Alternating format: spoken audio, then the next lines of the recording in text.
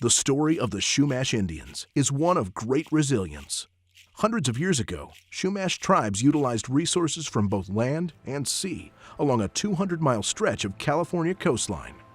The establishment of Spanish missions in the late 1700s began a tumultuous period where the Chumash population dropped from 22,000 to 2,800. Decades of struggle followed. But the survivors never relented. 7 years after opening its first gaming facility, the Santa Ynez Band of Chumash Indians started construction on a state-of-the-art casino and resort designed to elegantly blend with the surrounding Santa Ynez Valley land their ancestors once occupied.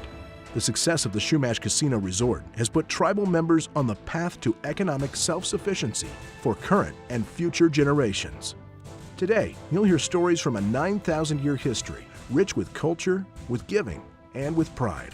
Stories of great achievement, of past and present adversity, of the fight to revive a culture pushed to the brink of extinction. Stories of Chumash Life. In this edition of Chumash Life, the tribe's culture department is busy teaching the tribe's youth about the way of life of tribal ancestors. 5 local museums were this year's recipients of the 13th annual Chumash Charity Golf Classic. A long-awaited agreement was reached between the Santa Ynez Band of Chumash Indians and Santa Barbara County regarding the tribe's Camp 4 property. But first, learn about the experiences of an elder of the Santa Ynez Band of Chumash Indians during her time at a California Indian boarding school. Beginning in the late 1800s, the United States government established Native American boarding schools to assimilate Native American children according to Euro-American standards. Tribal children were forced out of their homes and away from their families and communities to attend year-round, often for many years at a time. Many children from the Santa Ynez Band of Chumash Indians attended one such school, the Sherman Institute in Riverside, California. One attendee was Santa Ynez Chumash tribal elder Beatrice Marco. My sister went first. I couldn't go because I was too little yet. But then they finally took me, and I stayed out in Sherman for about 6 years. I was scared, you know. I knew my sisters and brothers were out there, but I was still scared to go. After I got settled, I started to have friends, so that was nice. I still keep in touch with some of them today. Beatrice returns to Sherman annually to see old friends and spend time in the Sherman Museum, which is housed in the original administration building of the school, and tells the story of the students who attended Sherman. I go to the school and go to the museum. I just feel like I want to be there, you know, just go back. A lot of memories. Recently, Beatrice visited with her family and spent time with Amanda Wixon, assistant curator and PhD student with a research emphasis in Indian boarding schools. When she came in, she brought her family and she stayed for about 3 or 4 hours. Some of her family were very unfamiliar with the boarding school system, so I started with a very basic overview of Indian policy at that time and why the boarding schools came about, and then talked about the time when Bea was here. She looked at some of the old pictures and she had very positive things to say. She looked at the buildings. We talked a lot about the buildings and how they looked and some of the jobs she had here. She has such a wonderful attitude anyways on life in general. I think she took some of the more negative aspects and saw some of the other aspects that we could pull from it a little more positive. For students, most of the time at Sherman was spent working and learning trades. Classroom learning only took place for about 2 hours per day. I worked at the hospital, and I worked with a dentist, with the superintendent cleaning his house. Beatrice's time at Sherman was interrupted when a major change came to the campus. One big change was in 1946, we became the Navajo program. The California Indian kids were mandated to go to public school, and they let the ones that were attending stay to graduate, but they just didn't bring any more in. Bea came at a very transitional time. She was the last of the California tribes, and she was actually kicked out in favor of the Navajos, but she was involved in the intake of Navajo students, which is highly unusual. She was in charge of receiving them, combing out their hair, changing their clothes. She was supposed to watch over them. The Navajos used to have a little pit, like, you know, out in the dormitory, and they'd make fry bread on Sundays. It was so good, it was 10 cents each. Met some nice people. The goal of schools like the Sherman Institute was to eliminate and replace all traces of previous culture, including religion, diet, and language. Students would be punished if caught practicing any of these cultural traditions. B is one of the many students that reports going into the groves or in trees or hidden areas to speak their language. Forced assimilation is rarely successful, and like in so many other instances, the Indian boarding school story became one of survival and adaptability. We make the best out of everything we're given, and that's how our people are. By 1970, Sherman Institute had become Sherman Indian High School and is now a place where Native culture is taught and celebrated. By the 80s, we had Indian studies classes and traditions were encouraged. We have a culture center, a Native traditions classroom, and just the last year and a half, we opened an Indigenous language center. The stories of the Sherman Institute are preserved at the Sherman Museum, an important resource for records of this period of American history, and for the stories of individuals like Beatrice. At the museum, we have all these images and we have documents and a variety of objects, but I think the most important thing to us is the alumni and the elders. That's our most valuable resource. Alumni like B who keep coming year after year, that just gives us more motivation to stay open and to keep pushing for grants and funding so we can service people like her and their communities. Like so many other Native Americans forced into a boarding school, Beatrice made the best of a situation she couldn't control. Just another school.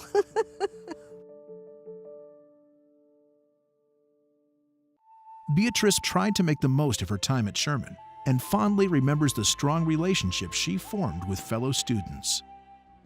From a tribal elder's perspective to tribal youth of today, culture continues to be an important element of living a Chumash life. The Santa Ynez Band of Chumash Indians is committed to preserving tribal culture and does so in a variety of ways, including teaching its youth the way of life of Chumash ancestors. This is our youth culture night. We have it the first 2 Mondays of the month, and they're just more geared towards the kids and learning about their culture. They get really excited about it, which is nice. Each Youth Culture Night class focuses on a particular topic that helps Chumash youth gain a better understanding of their heritage, from learning traditional stories and songs to understanding native plant identification and use. The class is about acorn preparation, and we're trying to teach the children what it takes to make a food product. And that started with gathering, going outside to the elders' park and harvesting the acorns, bringing them in to see which ones are dry and show them the whole procedure, what it takes to actually make a meal. It's clear that the participants in the class truly enjoy learning about their culture and understanding the way their ancestors lived. I love learning about my ancestors. I like how they learned how to survive and learned how to make acorn mush. And a lot of my aunts and uncles teach me Samala, the language, and all these facts that I didn't know. Many participants reference Maria Solares, a beloved ancestor who helped preserve the culture. She shared stories with John Peabody Harrington, a linguist, ethnologist, and specialist in the Native people of California. Maria was a great storyteller, and many of her stories were preserved and continue to be shared today, thanks to Harrington's meticulous notes. I love learning about Maria Solares, my great-great-great-great-grandma, which I love her because she saved our language and our whole culture. She taught the language to the children so they could learn to pass down to tell people because it could get lost. Teaching young Chumash people about their history, their elders, and the Chumash tribal story of perseverance, survival, and adaptability is an important ingredient of cultural preservation. My favorite part is just learning about our culture. It's fellowship, it's being around somebody that's willing to teach, and the reward is later as these young people develop into adults, they come up to you and thank you for what you've done for them. That's the reward. We learned Stories of our cultures, like the coyote, the eagle, the wolf, the old man's son, also the Rainbow Bridge, Yes. I think that's a pretty cool one. Yeah. And then a bunch of like stories about like Maria Solares and yeah, stuff. Maria That's what Solares. We want them to be able to go to their schools and talk about the Chumash people, the history of the Chumash people. We want them to be able to say their name in the language. We want them to be able to say what village they came from. It's very important this day and age that true California history is taught to our children.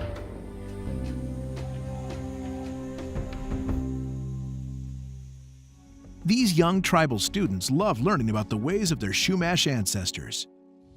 In a recurring segment on the Santa Ynez Band of Chumash Indians Foundation and its work in the community, we take a look at the museum recipients of the tribe's recent charity golf tournament. On August 23rd and 24th, dozens of golfers gathered to raise over $120,000 at the Santa Ynez Band of Chumash Indians' 13th annual Chumash Charity Golf Classic. The tribe chose to donate the proceeds to local museums, including the Santa Barbara Museum of Natural History, the Santa Maria Valley Discovery Museum, and the Maritime Museum.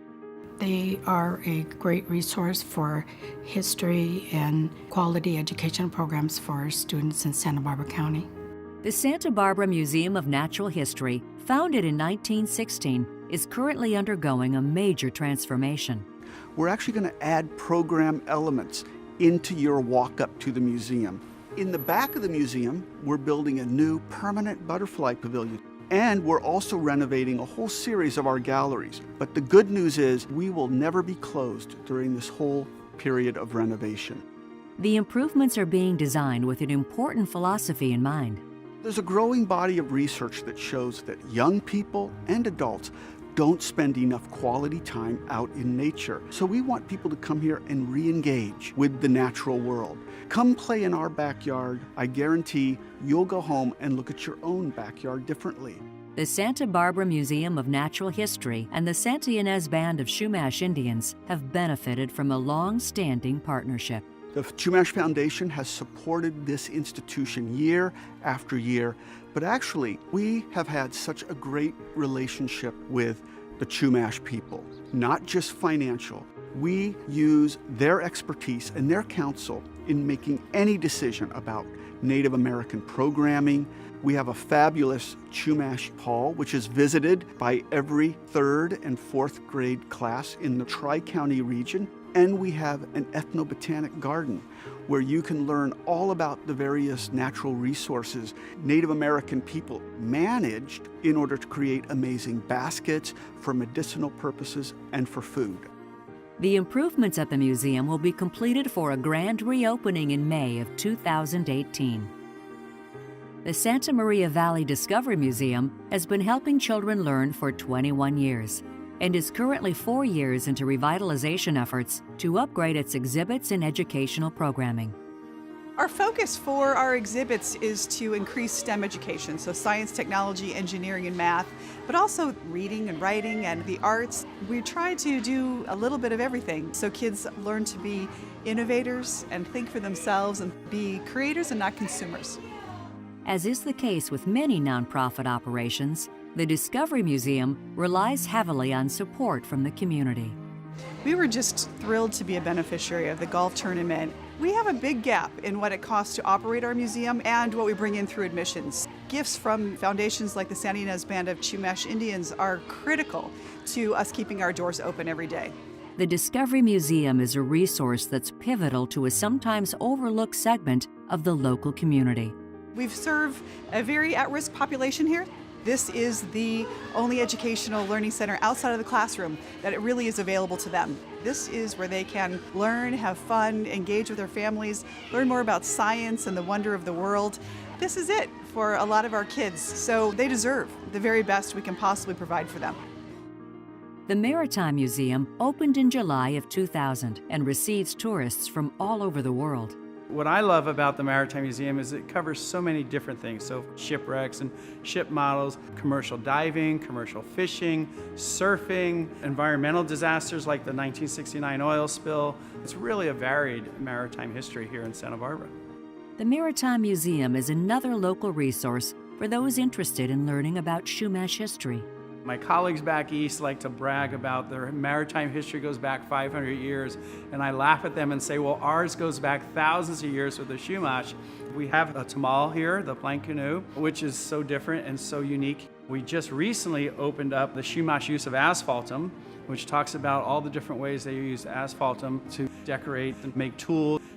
The Maritime Museum will use their proceeds from the Chumash Charity Golf Classic to continue their youth education programs. We do a family night where kids come and do different activities here in the museum. We do science nights where we go out into the community to schools and do different projects. We wouldn't be doing the education programs and telling the stories that we like to tell here without that support. So thanks you to Chumash and to all of our supporters in the community. We couldn't do it without you. Proceeds from the Chumash Charity Golf Classic were also donated to the Santa Ynez Historical Museum and the Wilding Museum of Art and Nature in Solvang. We've given to more than 40 nonprofits over the years, and we've raised more than $1.3 million as a result of our Chumash Charity Golf tournaments. This giving back is a concept that we've passed down from generation to generation. At one point, our tribal members relied on nonprofits for support. Now it's our turn to give back.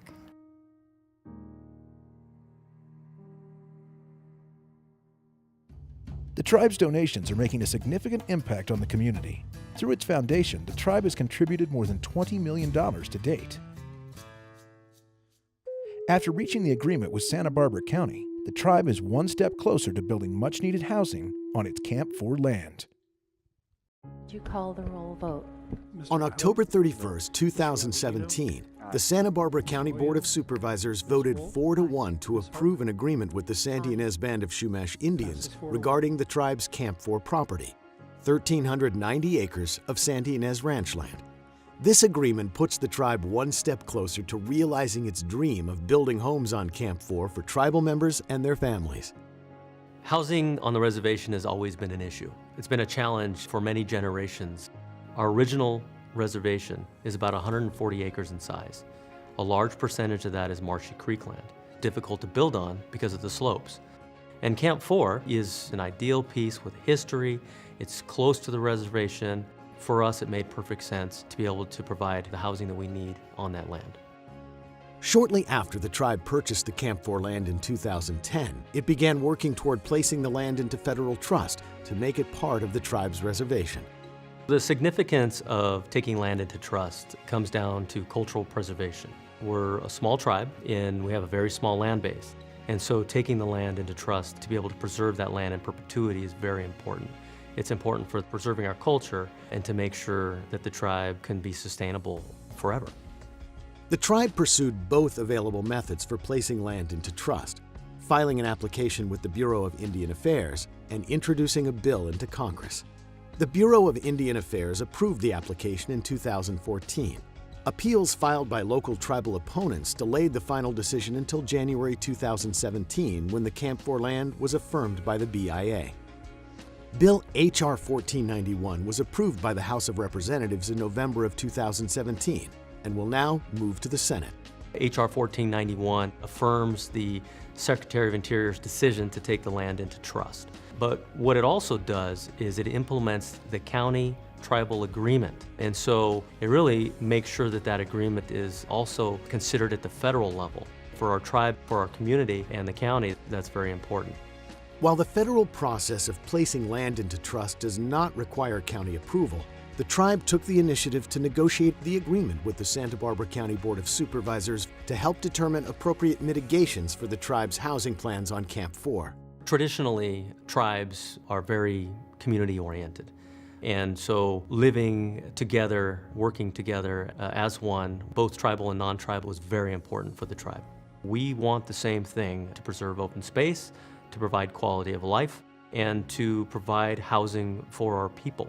Through 3 different attempts, we negotiated with the county. The first time, we provided a unilateral draft for discussion purposes, and we didn't get very far with that at the time. In 2015, following a House hearing, we were able to work with the county to establish an ad hoc process to communicate government to government, county and tribe.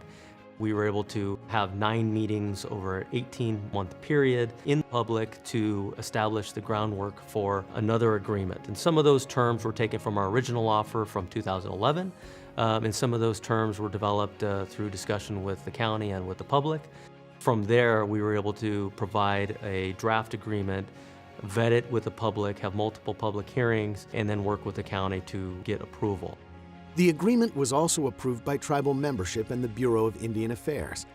In addition to establishing land use, outlining environmental impact mitigation, and setting compensation amounts for county services, the agreement also stipulates that no gaming will take place on the Camp 4 land, an issue that was important to the community. We're proud to be able to achieve the agreement with the county. We're very confident that with the work that we have done, the due diligence that we have done in the past few years, we'll have our homes built and make our dreams a reality.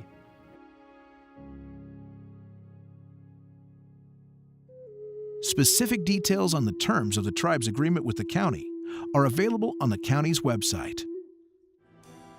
Thank you for watching this winter 2017 edition of Chumash Life. See past segments at youtube.com/Chumash Life.